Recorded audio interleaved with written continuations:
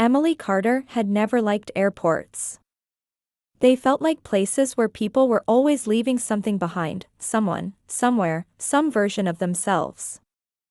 And tonight, stuck at Vancouver International after her connecting flight to Boston was cancelled due to the heavy Pacific rain, it felt even more true. She was tired. Not just from travel, but from life. At 31, she was freshly divorced after 7 years of holding together a marriage that had quietly slipped away long before. She admitted it out loud. Her heart wasn't broken exactly, it just felt numb, like a room she hadn't entered in a long time. She wandered through the terminal, looking for somewhere to sit, when she saw him.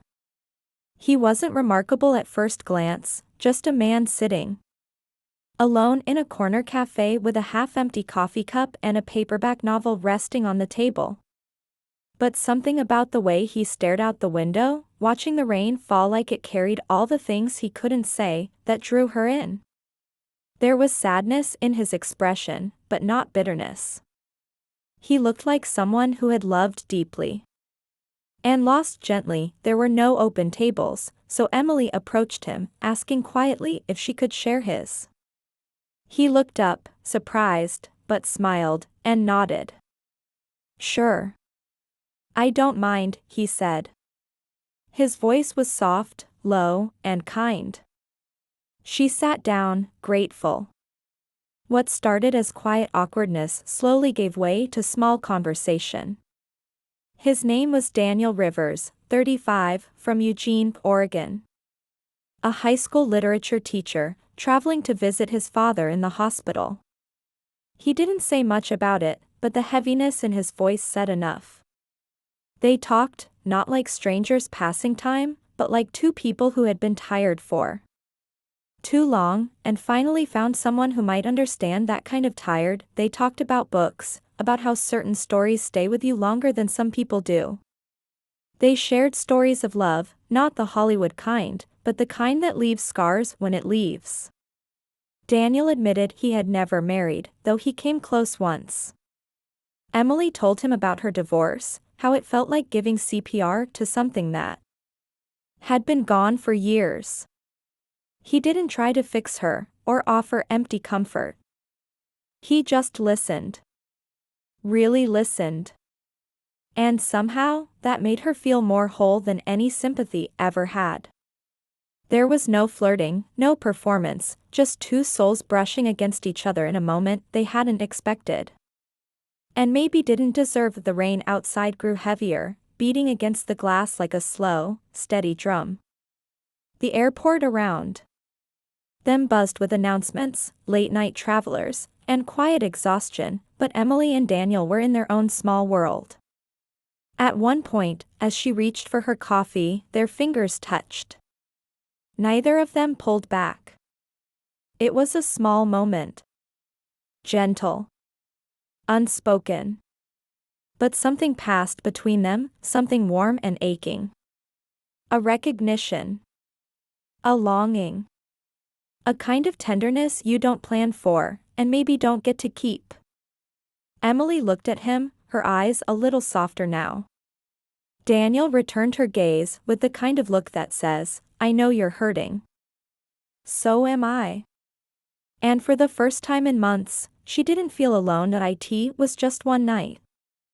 A delay. An airport. A stranger, but sometimes, the most unforgettable moments in life are the ones that weren't supposed to happen. And as the clock ticked past midnight, Emily found herself wishing this delay might last a little longer, because in a city she didn't know, with a man she'd just met, something fragile and rare had quietly taken root. Something neither of them was ready for, but maybe, that was exactly what made it feel so real. The hours slipped by, yet neither Emily nor Daniel seemed to notice. Time had softened around them, like the dim lighting of the airport cafe had pressed pause on the outside world. There was no rush anymore, no emails, no missed calls, no responsibilities tapping them on the shoulder. It was just two strangers who suddenly felt like anything but strangers. The conversations got deeper, more open, more honest than either of them had expected. Emily found herself talking about things she hadn't even told her closest friends. She shared how, toward the end of her marriage, she would lie awake at night pretending to be asleep, too tired to fight, too lonely to leave. How her ex-husband stopped looking at her the way he used to, how eventually, she stopped looking at herself too. Daniel didn't interrupt or look away. He held her gaze with that calm, steady warmth that made her feel like maybe she wasn't as broken as she thought. When he spoke, it wasn't to compare pain, it was to show he understood that. He told her about his almost marriage. How he'd been in love once, really in love, with a woman he thought he'd grow old with. But life pulled them in different directions. She wanted more excitement, more success, more of a future somewhere bigger than Eugene, Oregon. He wanted roots. A quiet life. A family. They were both good people, but the timing, the pace, the dreams, they didn't line up. And when she left, he didn't chase her. "I loved her enough to let her go," he said softly, his voice edged with that same familiar ache Emily felt in her own chest. She nodded, understanding in a way only someone who's loved and lost could understand. It wasn't the kind of heartbreak that exploded, it was the slow, heavy kind. The kind you carry silently. They laughed too. Not the loud, attention-seeking kind of laughter, but the kind that slips out in the quiet between two people who feel unexpectedly seen. At one point, Daniel quoted a line from a poem, something about how we don't meet people by accident. And Emily found herself smiling in a way she hadn't in weeks. It wasn't the words, it was the way he said them. Like they mattered. Like she mattered. And in that little corner of the airport cafe, surrounded by sleeping travelers and forgotten announcements, it was easy to believe that something special was blooming in the middle of nowhere. Neither of them made a move. Not yet. There was no need to. The energy between them was already thick with something unspoken. Their eyes lingered longer. Their voices softened. And when their hands accidentally touched again, this time staying there just a beat too long, neither of them apologized. It wasn't about falling in love, not yet. It was about being understood without having to explain every scar. About being seen not as who they were trying to be, but who they truly were when no one was watching. Emily could feel something shifting inside her. Not in a dramatic, fairy tale kind of way, but in a slow, gentle way that felt real. She didn't know if she was ready to feel anything for anyone again. And Daniel, with his quiet strength and hidden wounds, wasn't asking her to. But his presence was like steady ground beneath her feet, safe, warm, grounding. There was something electric in the silence between their words, something magnetic that kept pulling them closer, even though logic said this was temporary. A moment. A night. Nothing more. But her heart didn't care about logic. Neither did his, and just as the airport clock ticked past 2 in the morning, both of them knew, without saying it, that something had already happened between them. Something unexpected. Something delicate. Something they'd both remember long after this night ended, because sometimes, the deepest connections are the ones you never planned for, and can't explain. The night was slipping away, but neither Emily nor Daniel wanted to face it. The airport had quieted into a kind of hush that only happens in the deep hours before dawn, where time feels suspended and emotions feel closer to the surface. Emily's phone buzzed, her hotel shuttle was waiting. She looked down at it, then up at Daniel, and suddenly the thought of walking away from him felt heavier than she expected. It wasn't love. Not yet. But it was something real, something that had cracked open a part of her she thought she'd closed off for good. Daniel stood up with her, walking slowly toward the exit doors. The glass was fogged from the outside rain, and the air between them was full of the kind of silence that says too much. They didn't hold hands. They didn't say dramatic goodbyes. But every step felt like something precious was slipping through their fingers. At the doors, Emily turned to him. Her bag hung loosely over her shoulder, her hair a little messy from the long night, her face tired, but beautiful in a quiet, unguarded way. Daniel looked at her like he wanted to remember every detail of her standing there. Like he already missed her. "You're someone I wasn't supposed to meet," he said, his voice low and careful. His words landed gently, but they shook her. She nodded, swallowing down the lump rising in her throat. "I know," she whispered, "but I'm glad I did." They stood close, almost too close. Close enough to feel the heat of each other's breath. Close enough for all the feelings they hadn't said aloud to press between them like a secret waiting to be told. The rain had stopped, but it still smelled like something had been washed clean. Daniel stepped closer. Emily didn't move. Her heart was pounding, not with nerves, but with that aching, beautiful awareness that something rare was about to happen. He reached up, brushing a strand of hair from her cheek, and looked into her eyes like he was asking a question without using words. And in that moment, she answered without speaking, just by not stepping back. The kiss came slowly. Gently. It wasn't rushed, or dramatic, or full of the heat people write about in romance novels. It was tender, quiet, and devastatingly honest. The kind of kiss you only share with someone who sees the real you. The kind that feels like a promise and a goodbye, all at once. Emily felt herself lean into it without meaning to, her hands resting lightly against his chest, his arms wrapping around her just enough to make her feel held. Safe. Wanted. It didn't last long.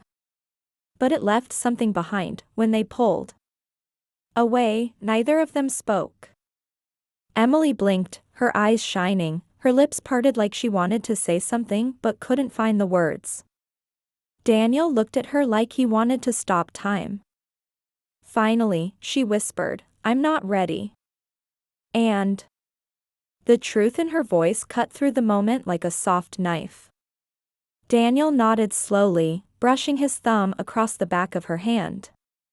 "Neither am I," he said. They didn't kiss again. They didn't need to. That single kiss said everything as she turned and walked toward the waiting shuttle, never looking back. And Daniel stayed there, staring at the glass door long after it closed. Neither of them had asked for this. Neither had expected to feel something so strong in a place so temporary. But life is strange that way.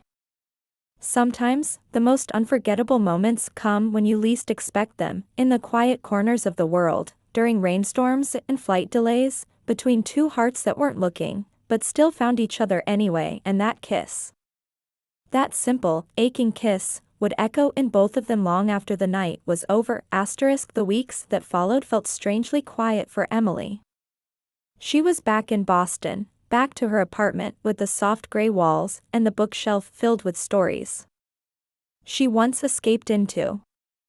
Life returned to normal, or at least, it tried to.